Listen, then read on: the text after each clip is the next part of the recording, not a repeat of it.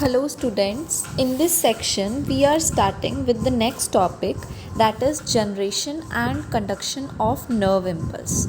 Okay, means we will study in this topic that how nerve impulse is generated and then how it is being conducted from one neuron to next neuron, how nerve impulse is conducted. Okay, first of all you must know that neurons are excitable cells. Okay neurons ऐसे sales हैं जो excite हो सकते हैं और इसका reason ये है because their membranes are in a polarised state. Neurons excite हो सकते हैं. क्यों हो सकते हैं ये एक्साइट? क्योंकि इनके जो मेम्ब्रेन होती है वो पोलराइज स्टेट में होती है. अब पोलराइज स्टेट में होने का ये मतलब है जैसे ये एक न्यूरॉन की मेम्ब्रेन है.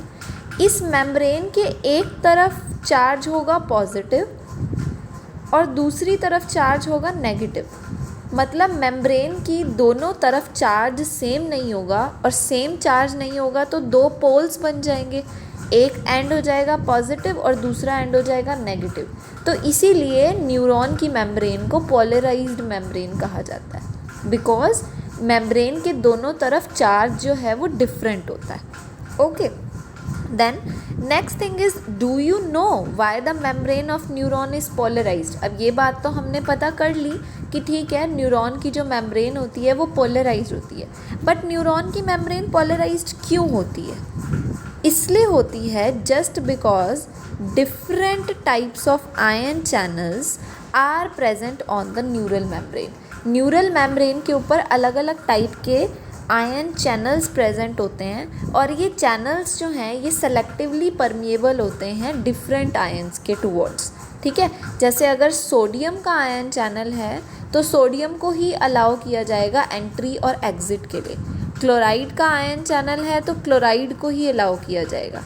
ऐसा नहीं है कि सोडियम के आयन चैनल से क्लोराइड आ जाए या क्लोराइड वाले से सोडियम आ जाए. नहीं, जिसका जो चैनल है उसी चैनल से वो आयन अंदर आएगा और बाहर जाएगा. ओके, अब आयन चैनल्स क्या होते हैं? Although this thing we will study in detail in the unit cell. Okay, but यहाँ मैं आपको बस एक सिंपल इमेजिनरी सी बात बता रही हूँ कि आयन चैनल्स क्या होते हैं. एक चीज़ को पास करवाने के लिए, एक जगह से दूसरी जगह भेजने के लिए कुछ चैनल्स बने होंगे लाइक दिस. फॉर एग्ज़ाम्पल आप इमेजिन करो कि ये मेम्ब्रेन है, न्यूरल मेम्ब्रेन है और उसके ऊपर इस तरीके से कुछ चैनल्स बने होंगे जिसकी हेल्प से सोडियम को अगर अंदर आना है तो वो अंदर चला जाएगा, बाहर जाना है तो वो बाहर चला जाएगा. ठीक है, तो ये मान लो कि आपका सोडियम चैनल था ग्रीन वाला और ये पर्पल वाला मान लो कि ये क्लोराइड चैनल था. तो मान लो क्लोराइड को अगर बाहर भेजना है तो ऐसे क्लोराइड जो है वो बाहर चला जाएगा. इस तरीके से ये मेम्ब्रेन के ऊपर चैनल लाइक स्ट्रक्चर प्रेजेंट होते हैं जिसके थ्रू आयंस जो हैं वो परमिएबल होते हैं, अंदर आ भी सकते हैं और बाहर जा भी सकते हैं. Okay, so next thing is कि क्यों न्यूरल मेम्ब्रेन पोलराइज है? Just because different ion channels present होते हैं न्यूरल मेम्ब्रेन के ऊपर.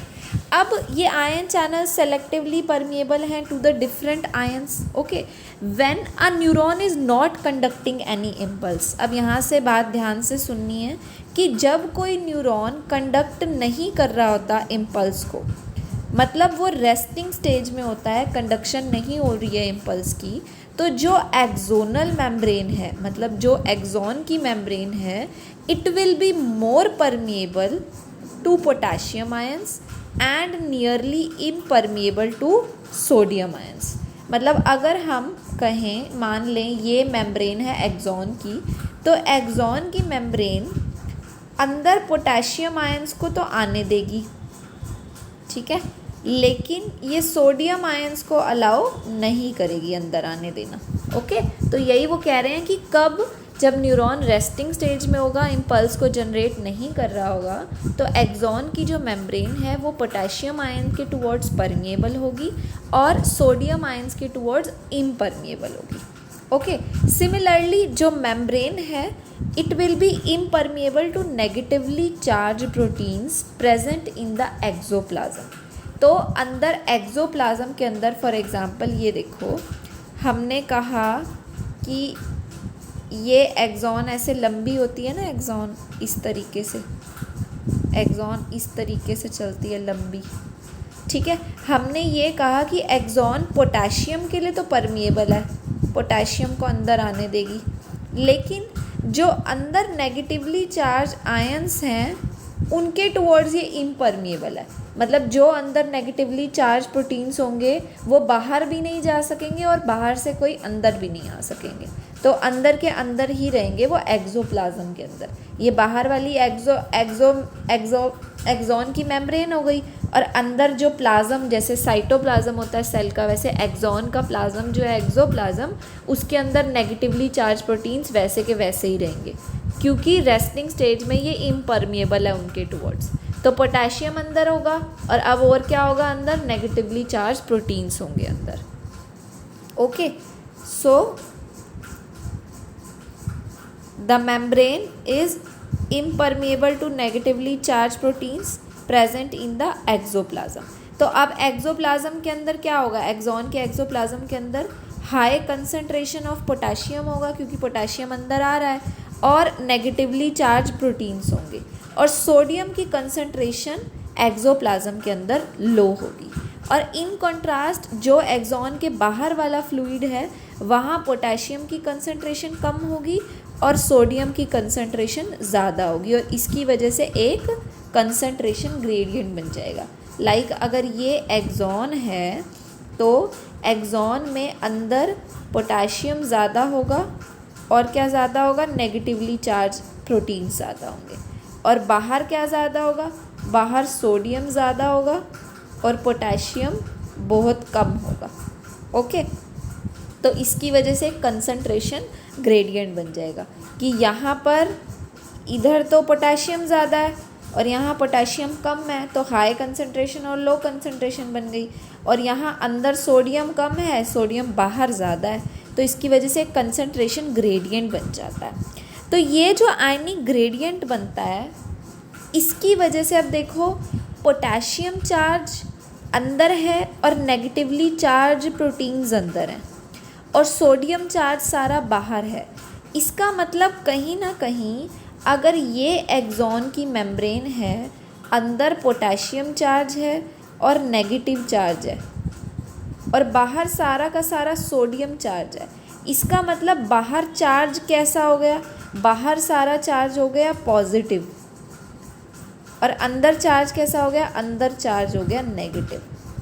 क्योंकि अंदर नेगेटिव चार्ज ज़्यादा है तो हम एज अ होल कहेंगे कि अंदर वाली साइड में, एक्सोप्लाज्म वाली साइड में नेगेटिव चार्ज होगा और बाहर पॉजिटिव चार्ज होगा। इसी वजह से न्यूरॉन की जो मेम्ब्रेन है वो पोलराइज स्टेट में होती है। ओके, अब ये जो आयनिक ग्रेडियंट होता है रेस्टिंग मेम्ब्रेन के अक्रॉस, इसको एक्टिव ट्रांसपोर्ट की हेल्प से मेंटेन किया जाता है। जो आयंस होते हैं उनका एक्टिव ट्रांसपोर्ट कराया जाता है। एक्टिव ट्रांसपोर्ट मींस एनर्जी लगवा के कोई ट्रांसपोर्ट करवाया गया हो, एनर्जी कंज्यूम होगी, एनर्जी कंजप्शन होगा। ओके, तो जैसे आपको मैंने चैनल्स बताए वैसे ही ये पंप होता है, सोडियम पोटेशियम पंप। इस सोडियम पोटेशियम पंप से 2 सोडियम आयंस जो हैं वो बाहर की तरफ निकाले जाते हैं, और 3 पोटेशियम आयंस जो 3 सोडियम आयंस बाहर निकाले जाते हैं, ट्रांसपोर्ट किए जाते हैं, और 2 पोटेशियम आयंस सेल के अंदर डाले जाते हैं। Okay, 3 sodium are transported outward and 2 potassium into the cell.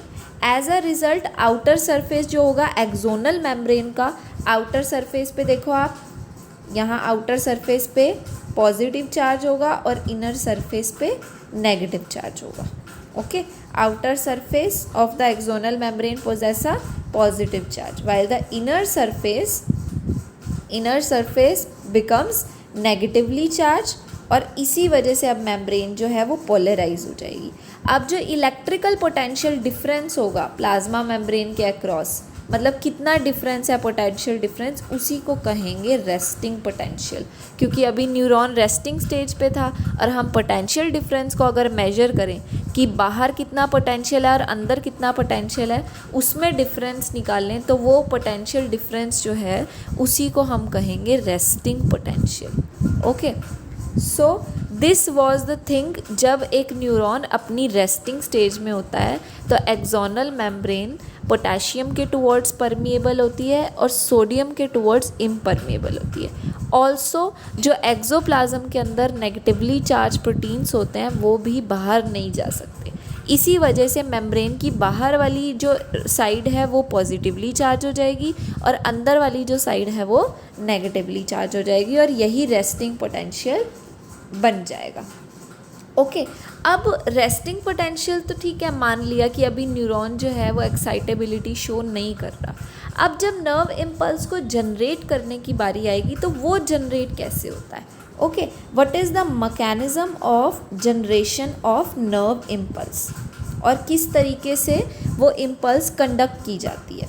अब मान लो कि जब स्टाइमुलस आता है, मतलब बाहर से सिग्नल आया, बाहर से कोई स्टाइमुलस आया, when a stimulus is applied to a site on the polarized membrane, जब polarized membrane के ऊपर स्टाइमुलस अप्लाई होगा तो उस जगह की मेम्ब्रेन, मान लो कोई साइट ए है, अभी मैं आपको फिगर में भी दिखाऊंगी, साइट ए वाली जगह पर स्टाइमुलस आया तो जिस जगह पर स्टाइमुलस आएगा वो जगह अब फ्रीली परमिएबल हो जाएगी टू सोडियम।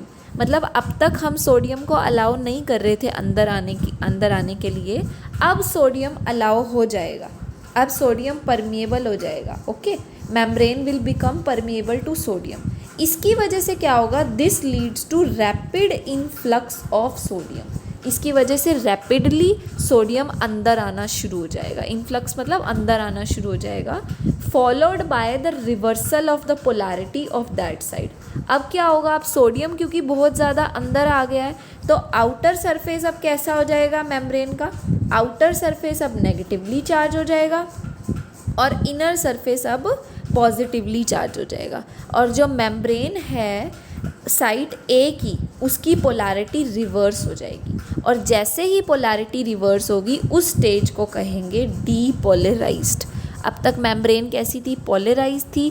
अब मेम्ब्रेन कैसी हो गई? डीपोलराइज हो गई। क्यों डीपोलराइज हो गई? क्योंकि उस जगह की मेम्ब्रेन की पोलैरिटी रिवर्स हो गई। पहले आउटर सरफेस पे पॉजिटिव चार्ज होता था और इनर सरफेस पे नेगेटिव चार्ज होता था, बट अब जिस साइट ए पर स्टाइमुलस आया है वहाँ पर आउटर मेम्ब्रेन नेगेटिवली चार्ज हो जाएगी और इनर मेम्ब्रेन पॉजिटिवली चार्ज हो जाएगी। तो पोलैरिटी जो है वो रिवर्स हो जाएगी और इसी को कहेंगे डीपोलराइज स्टेट। और इलेक्ट्रिकल पोटेंशियल डिफरेंस जो होगा अब उस साइट ए के ऊपर, उसी को कहेंगे एक्शन पोटेंशियल। इसी एक्शन पोटेंशियल की वजह से ही नर्व इम्पल्स जो है वो आगे कंडक्ट होगी, आगे भेजी जाएगी। ओके, क्योंकि सोडियम अब अंदर आ चुका है, बाहर वाली मेम्ब्रेन नेगेटिवली चार्ज हो गई है, अंदर वाली पॉजिटिवली चार्ज हो गई है। मेम्ब्रेन की पोलैरिटी रिवर्स होते ही मेम्ब्रेन डीपोलराइज हो चुकी है और अब जो इलेक्ट्रिकल पोटेंशियल डिफरेंस है प्लाज्मा मेम्ब्रेन के अक्रॉस, वो क्या है? अब वो एक्शन पोटेंशियल बन चुका है। अब तक वो रेस्टिंग पोटेंशियल था, रेस्टिंग स्टेज पे था, अब वो एक्शन में आ चुका है। अब वो पोटेंशियल एक्शन लेगा, जनरेट करेगा इम्पल्स को और आगे कंडक्ट करवाएगा। ओके, जिसको नर्व इम्पल्स भी कहा जाता है। एक्शन पोटेंशियल को नर्व इम्पल्स भी कहा जाता है। अब देखो, इस साइट ए के ऊपर, ये साइट ए है, दिस इज साइट ए। यहाँ पे क्या हुआ? इधर स्टाइमुलस आया, यहाँ स्टाइमुलस आने से देखो आप, यहाँ पर सोडियम जो है वो अंदर जा रहा है। दोनों तरफ से सोडियम का इनफ्लक्स हो चुका है और सोडियम का इनफ्लक्स होने की वजह से अंदर वाली मेम्ब्रेन अब पॉजिटिवली चार्ज हो गई है और बाहर वाली मेम्ब्रेन अब नेगेटिवली चार्ज हो गई, जिसकी वजह से ये अब साइट ए वाली मेम्ब्रेन कैसी हो गई है? डीपोलराइज्ड हो गई है। सिर्फ साइट ए वाली, ध्यान देना, बाकी का पूरा जो न्यूरॉन है वो एज इट इज़ सेम है टोटली। सिर्फ साइट ए के ऊपर डीपोलराइजेशन हुई है, वहाँ पर एक्शन पोटेंशियल जनरेट हुआ है। वहाँ एक्शन पोटेंशियल जनरेट हुआ है तो मतलब नर्व इम्पल्स जनरेट हुई है, आगे अब वो नर्व इम्पल्स जो है वो पास होगी। ओके, अभी सिर्फ और सिर्फ जनरेट हुई है। अब देखो नेक्स्ट उसमें क्या होगा? अब तक यहाँ पर ये वाली जगह जो थी वो डीपोलराइज हुई थी, अब क्या होगा? आगे इम्पल्स बढ़ेगी, इम्पल्स आगे बढ़ेगी तो उससे क्या होगा, इम्पल्स धीरे धीरे आगे बढ़ती जाएगी और ये वाली मेम्ब्रेन पॉजिटिवली चार्ज होती रहेगी और बाहर वाली नेगेटिवली चार्ज होती रहेगी। और इस तरीके से इम्पल्स जो है वो आगे आगे पास होती जाएगी और पास होते होते जिस ऑर्गन तक, जिस टिश्यू तक वो पहुंचनी है नर्व इम्पल्स, वहाँ तक वो पहुंच जाएगी। Okay, let us read this now at site B.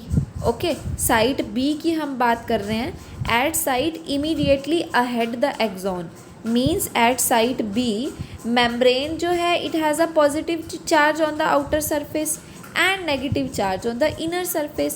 As a result, current will flow on the inner surface from site A to site B.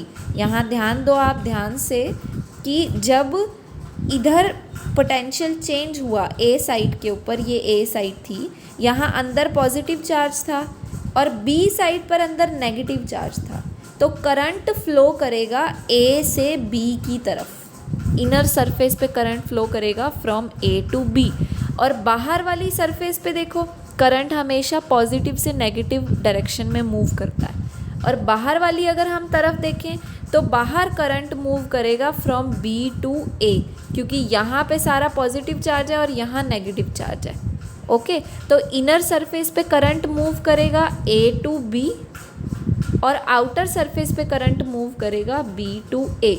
हमेशा करंट फ्लो करता है, इलेक्ट्रिकल इम्पल्स फ्लो करती है from positive charge to negative charge. और इसी तरीके से ये पूरा सर्किट जो है वो कंप्लीट हो जाएगा।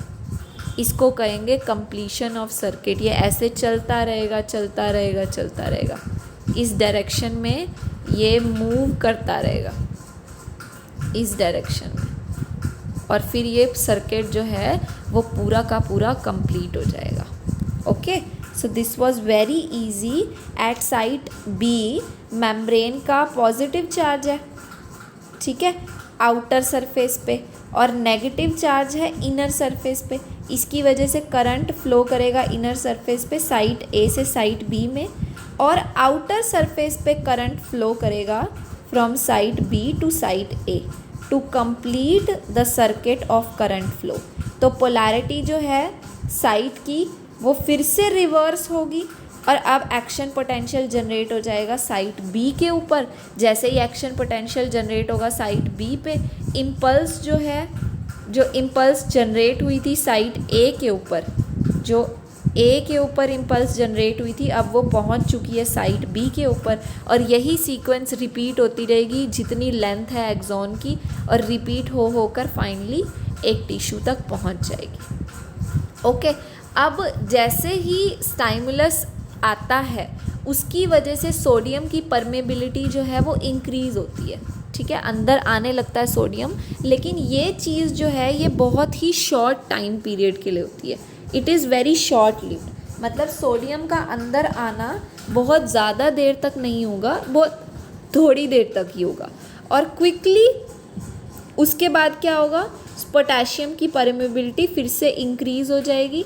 फ्रैक्शन ऑफ सेकेंड्स में पोटेशियम डिफ्यूज़ करेगा आउटसाइड द मेम्ब्रेन, और इसकी वजह से फिर से रेस्टिंग पोटेंशियल जो है मेम्ब्रेन का वो रीस्टोर कर लिया जाएगा। अब फिर से न्यूरॉन रेस्टिंग स्टेज पे आ जाएगा और फाइबर जो है it will become once more responsive to further स्टाइमुलेशन।